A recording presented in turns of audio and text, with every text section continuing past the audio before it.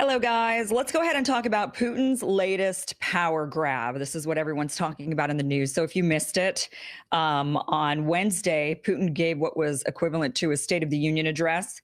And during the address, he talked about a variety of things for the Russian people, like maternity leave and affordable housing. But he also proposed some changes to the Russian constitution. And since then, the Russian government resigned and Western media went bonkers. So, some of the headlines that I'm sure you've probably seen over the last few days, CNN says Russian government resigns as Putin proposes reforms that could extend his grip on power. Here's the New York Post. Entire Russian government quits after Putin calls for constitutional shakeup. Here's NBC News. Putin's changes to Russia's constitution seen by many as a grand power grab. Okay, so we're going to go over some facts and we're going to see exactly what has happened here. So it very well could be a power grab. I'm not saying that it's not or that it couldn't turn into one, but what Putin proposed actually diminishes his power. So to call it a power grab at this point is a bit premature. And it certainly is showcasing the fact that our Western media is hell bent on making Russia an enemy because it's great for ratings. It's made for TV. You got to have somebody in the world to hate. And it's just absolute lunacy. So let's go ahead and break down some of the facts of what Vladimir Putin actually proposed to his constituents, to his people. So, first of all, you have to understand how the current Russian government works, and then we can go into what the changes would be. So, currently, the president, Russia has three branches of government, just like the United States does. So, they've got a judiciary branch, they have a legislative branch, and they have an executive branch. But currently, the executive branch, which is the president of Russia, has a lot of power. More power than the judiciary branch and more power than the legislative branch. So what I mean by that is, for example, here in the United States, the president gets to recommend or appoint judges to the judiciary branch, but the legislative branch has to confirm those judges. And the legislative branch is the ones who can actually remove judges. So if a judge needs to be impeached or removed from office, then that would be done by the legislative branch, not by the president. However, in Russia, right now, Putin is able to appoint all the judges and fire all the judges. So they basically work at the pleasure of the president. Also, when it comes to the prime minister, now in other countries such as the UK or in Canada, the prime minister is actually appointed by parliament. So whoever wins the majority of seats in parliament, whichever political party gets the most seats, then that political party gets to decide who the leader is going to be, who the prime minister is going to be. So that is a typical democratic parliamentary system. But in Russia, the way it works right now is that Vladimir Putin, president, gets to actually appoint the prime minister. So the president, the executive branch, has a lot of power over the judiciary branch, gets to hire and fire, and has a lot of power over the legislative branch, gets to hire and fire the prime minister. What Vladimir Putin proposed was to make changes to those two branches of government to give them more autonomy, to take away power from the president, power from him, and give it back to the other branches. So what he's proposing is that for the judiciary branch, that it's very similar to the United States, the way we run it, where he would get to appoint judges, but that the legislative branch would then get to have a big say in it and even do some of the firing of those judges. So it wouldn't just be the president working at the pleasure of the president. They would have some checks and balances where the legislative branch steps in. When it comes to the legislative branch, he's proposing that instead of him being the end all be all on who the prime minister is, he's instead saying, you know what, maybe you guys should be the ones who appoint this and not the president. So now what he's proposing is that the legislative branch, that they do it like the UK or like Canada, where they would then decide who the prime minister is, and the president just has to deal with it. That's what he's saying. He's saying, you know what, I'm appointing the prime minister at this point, but in the future, you guys do it, and I just got to live with it. Now, the president would have the power still to fire the prime minister, but he would not have the power to appoint a new one. It would be up to the parliament. So there would be a big checks and balances system going on there. So really what he's trying to do is actually distribute power to the legislative branch and to the judiciary branch. That means he's taking away power from his role as president of Russia. Now, the big narrative is This is a big power grab. He's setting himself up for the future because whatever role he moves into in the future is now going to have more power. So if he decides to become prime minister in the future, then the prime minister role is beefed up and now he's going to have more power as the prime minister. Okay, technically, I guess that's kind of true, but it would be really, really difficult for him to move into the prime minister position when the prime minister position is decided on by parliament. Now, previously, something else you need to understand about the Russian government. Vladimir Putin has been in power of Russia since 2000, a really long time, 20 years. How has he done it? Well, in Russia, they have a similar rule that we have here in the United States. A president can only serve for 2 terms. So, you've got 2-term presidents, Obama and Bush. Trump right now is a 1-term president, might be 2 terms. Jimmy Carter was 1 term. So in Russia, it's the same thing. You can only serve for 2 terms. But there's a difference between the United States and Russia. In the United States, you can only serve 2 terms and that's it. For life, you're done. You have to go. You can never come back. But in Russia, you can serve 2 terms and only 2 terms. Then you got to go, but you can always come back and serve another 2 terms. That is how Vladimir Putin is now in his 2nd round of being president of Russia. So he started off as president of Russia from 2000 to 2008. He served 2 consecutive terms of 4 years each. Then he had to go because the Russian constitution says he cannot serve for president any longer. But remember, the president of Russia gets to appoint who the prime minister is. So what happened was he took his buddy, Medvedev, which is like his best friend, and Medvedev became president of Russia. And Medvedev then turned around to his best buddy, Putin, and said, and now you're prime minister. And so Putin became prime minister of Russia for 4 years while Medvedev became president. Then, like a good friend, and like a person who was just helping Putin remain in power, because at that point, you definitely could say it was a big power grab on Putin's part. Medvedev then stepped aside after 1 term as president, because at that point, Putin was legally allowed, according to the Russian constitution, to become president again. So that's what happened. Medvedev stepped down, Putin became president again, and Putin then turned around and rewarded his friend Medvedev as he gave him the prime ministership of Russia. So Medvedev had been prime minister. So if Putin wanted to remain leader for life, so we have to ask this question, if he wanted to remain leader for life of Russia, then all he had to do was continue that circus. So all he had to do was finish out this 2nd term as president, which ends in 2024. And he could have stepped aside. Medvedev, his buddy, who was prime minister up until a couple of days ago, could have ushered himself, could have become president of Russia and then said to Putin, and now you're prime minister. And they could have gone through this rigmarole again. And then Putin would have been prime minister for 4 years. And then after 4 years, he could have come back to be president of Russia. But Putin made changes. Well, he proposed changes. One other thing to note that's extremely important in this power grab is that these proposed changes that Putin wants to make to the Constitution, he's also saying the Russian people should vote on it. It should go to referendum and it should be voted on by popular vote. So in the fall, the Russian people will vote on whether or not they want to go with these proposed changes, these proposed power grab changes that Putin is proposing. So, if he's going to rule with an iron fist, it's kind of odd, don't you think, to turn around to your people and say, but you decide. I want to be leader for life, but you decide. And I want to be leader for life, but I'm going to make all these changes that make it almost impossible for me to be leader for life. This is where the narratives don't even make sense. So he could have continued on this circus of Medvedev becoming president. He becomes prime minister, and then he comes back to being president. But he made other changes. One other big change that he's proposing is he's saying, rather than the president of Russia only being able to serve 2 terms and then being able to go for a minute and come back, can't come back. It's going to be just like the United States. President can serve 2 terms only, and then they're done. They can never come back. That's one of his proposed changes. That's an odd change to propose if you're planning on being leader for life, right?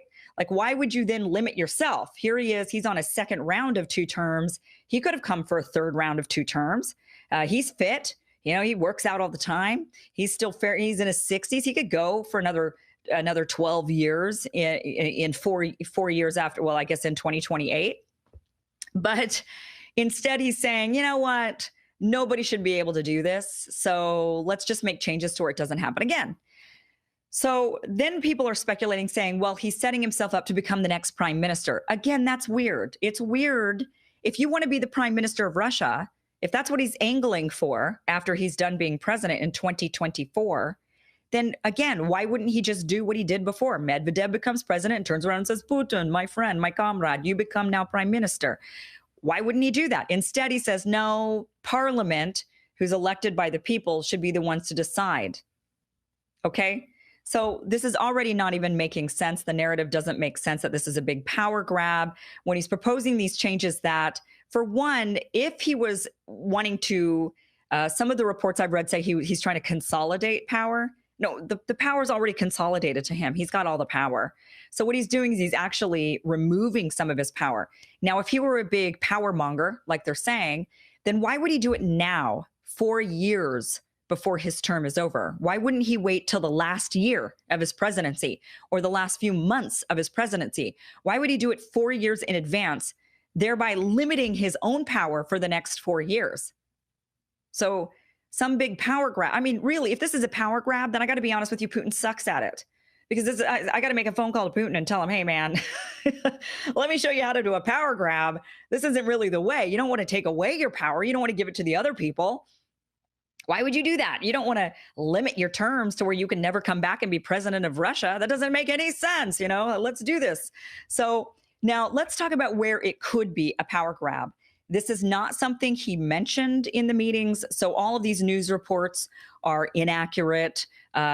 His proposed changes at this point do a more equal distribution of power. In fact, they make the Russian government much closer to the West government, much closer to the U.S. government. He's going to have another proposed change that's really interesting that I actually wish our government would do. It's actually a good change we should do. One of the changes is when the legislative branch creates laws, before they're sent over to the executive branch for the president to sign, they would go to the judiciary branch, and the judges would look over the law to make sure the law is constitutional before it goes off to the president. That's brilliant. I wish we would do this, because right now our current system is the legislative body makes laws, it goes to the president signs it, and then you or me has to have some snafu with this law. That's terrible. And we have to then go hire a lawyer and spend a bunch of money to challenge that law in court. We have to be wronged, and then we have to go and spend gobs and gobs of money and work its way up through the court. And years later, finally, the Supreme Court says, you know what, that's not even constitutional. So it costs us, the taxpayers, money in order to challenge laws that our lawmakers make and our presidents sign. It would be a lot better and more for the people, really, if the judges had to look over the laws first and determine up front before they're implemented whether or not they're constitutional. So that's something that Vladimir Putin also said that's also a proposed idea. That would give checks and balances to the judges on the legislative branch and on the executive branch. The judges first in Russia would be able to say, no, guys, you can't do that. So, go back to the drawing board, guys.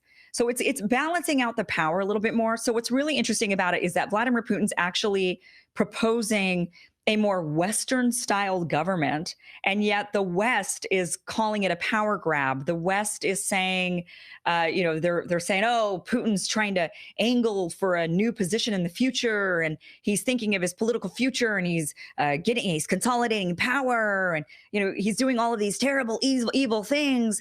And meanwhile, what he's proposed is to create a more Western-style government.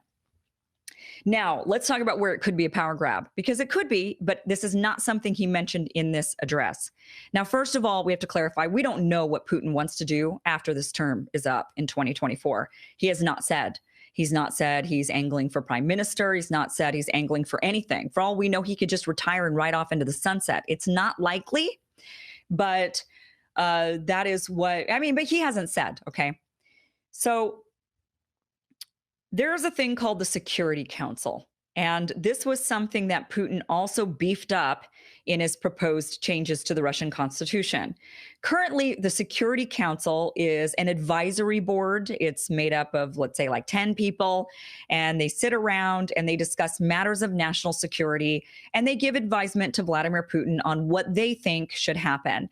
This advisory council includes the prime minister, it includes various cabinet members in the Russian government, and so they get together and they talk about matters of national security and make recommendations. One thing that he proposed is basically making that Security Council, he's the one that created it, making that Security Council an actual official constitutional body. So it's a body that must exist. It can't exist just purely at the pleasure of the president. Right now, that's what it is. He could dissolve the Security Council if he felt like it, if he didn't want their advice anymore. But what he's proposing is that it becomes a constitutional body that must exist to advise the president. Now, in Russia, it's similar to the United States. The president is the commander-in-chief of the military. So what he's proposing is to enshrine that Security Council into the Constitution, that all future presidents must have this council that gives them advisement.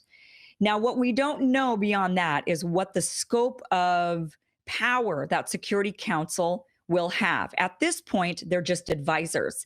The president can take it or leave it. But if he's going to follow the model of Kazakhstan, I don't know if I'm saying that right, Kazakhstan. So Kazakhstan, which used to be part of the USSR, recently what happened about a year ago was that the president of Kazakhstan stepped down after 30 years in power. So they had a very long-running president who basically took that nation from the collapse of the USSR and built it up and turned it into a decent economy and a decent place to live. And that president then stepped down at his 30-year mark, pretty much. And he also had created a Security Council, and he appointed himself as the head of this Security Council. And then what he did was he actually beefed up the power of the Security Council to where whatever decisions the Security Council made, and I believe in Kazakhstan there's like 7 members on this council, whatever decisions that Security Council made, they would be law. The president would have to follow the advisement of the Security Council, whether he likes it or not. But the president's on the Security Council, so he's also a member of this. But it's basically group decisions when it comes to issues of national security. So, for example, in some ways where this maybe would have been good is before Trump pulled the trigger on Soleimani, maybe there would have been an advisory council that sat there and said to him, you know what? You can't do that. The Security Council advises against it, and therefore what we advise is you have to do according to the Constitution, and so you cannot. Where it could backfire, obviously, is if you get an anti-war president in power, and the Security Council is a bunch of warmongers, and they're sitting there and they're saying you have to take out Soleimani, whether you want to or not, because we've decided you have to. So there could be some downsides to the Security Council. But the president of Kazakhstan, when he stepped down after 30 years, he made himself head of the Security Council, and also enshrined in law that Security Council, whatever they say goes when it comes to matters of national security. So what this did was this allowed the former president of Kazakhstan to still meet with world leaders and still handle foreign affairs when it comes to Kazakhstan. Now, I would say Putin, now he did not make any announcements on this, and so all of these reports that people, the big power grab reports, are premature because we don't know what Putin's ideas are for the Security Council, and we don't even know if he's going to be on it. But it is likely, I would say, if I were to just speculate, that Putin would put himself as head of that Security Council, and that he would beef up the Security Council's ability when it comes to foreign policy. And the reason I think he would do that is because, remember those 4 years I mentioned when he stepped aside, he had to, because his 2 terms were up, and he had to become prime minister of Russia while Medvedev became president? Well, something happened during those 4 years, and it was that Gaddafi was causing a problem for people in Libya. And we all know the United States' role with Gaddafi. We all know that, we decided to take him out. We came, we saw, he died. right? Like we all know what happened there. Now, what happened for Putin in this time period was that um, he was very against any sort of meddling in Libya. He was very vocal and saying, "This is wrong. You cannot get involved in Libya. It's a bad idea. You need to leave them alone." And he was very vocally against doing anything, any sort of meddling or marching in military action in Libya. However, Medvedev, who was currently serving as president of Russia at that time, disagreed with Putin and sided with the UN and did decide to vote. Or actually, I don't think Russia voted on it, but he basically was saying, yeah, he agreed, and he vocally came out agreeing that Gaddafi had to go. And Putin disagreed with that. And we all know what happened. So Putin, guys, ended up being right. Right? It was a bad idea. It was a bad idea to take Gaddafi out. It was a bad idea to do what because look at Libya now. So Putin, I think, is a bit gun shy to maybe let the guns go when it comes to foreign policy. And so it could stand to be reasoned that he will want to have still a prominent role when it comes to the foreign policy of Russia and national security for Russia, and that he would want to be the head of that Security Council, and that he maybe would want to beef up the Security Council's abilities when he steps down as president of Russia. That's possible. It doesn't mean that he would still be the ruler of Russia, that he would be the one making all the decisions. He understands that he's aging. He's not going to live forever. Russia's going to live on well past him, and that he's got to do a transition of power, and he's got to make sure that the country is set up for any future beyond him. And that's what the president of Kyrgyzstan, after 30 years, that's what he was saying to the people. He says, look, I'm not going to be here forever. So I got to step aside and make sure that things go well, but I'm going to still be around. I'm still going to be involved. I'm not going to just let them go willy-nilly and make whatever decisions they want. So that's why he became head of the Security Council. It stands to reason Putin might do the same thing. But at this point, the proposed changes that Putin made, that he's asking for, he's not even making them. He's asking for them. He's proposing them, and he's going to take it to the Russian people. Those proposed changes are far from a power grab. They actually limit his power for the next 4 years while he is president of Russia. Now, why did the Russian government resign? When we hear that, it sounds bad, right? It automatically triggers this, oh my gosh, they must have been protesting. They quit. They didn't like their job. They didn't like what Putin was proposing. He makes these announcements and then they quit. That's not what happened. Now, I don't really understand fully why they felt like they had to resign. I'm not a Russian constitutional scholar.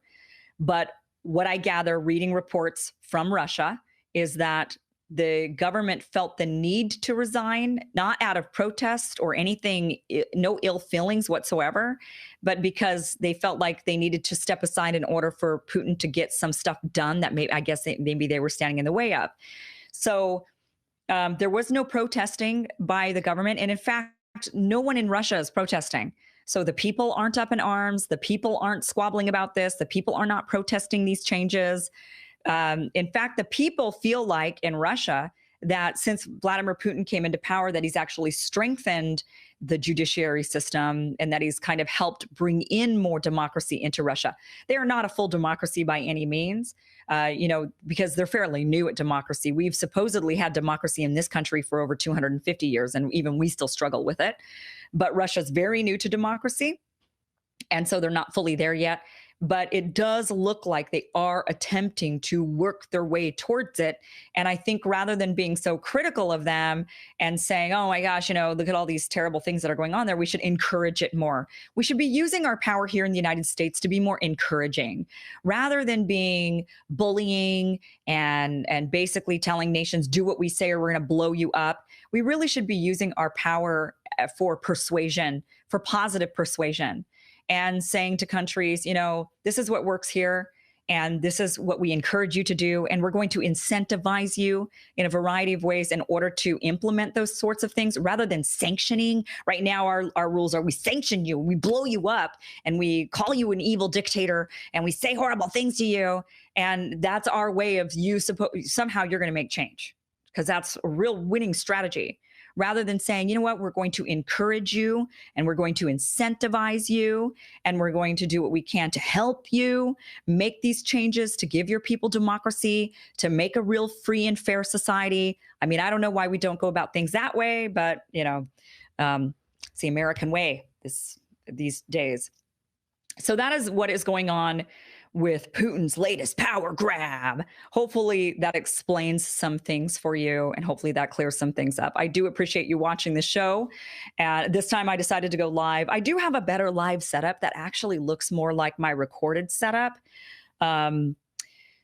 But I haven't fully set that up. I don't have all the connections yet in order to make it go, but hopefully the next time I go live, it'll actually not be so fuzzy, and it'll be clearer, and I'm going to get all that set up for you. So that's, next time. I think I said that even last time. I think I keep saying next time. So I'm a one-person show, guys. Give me a little bit of a break.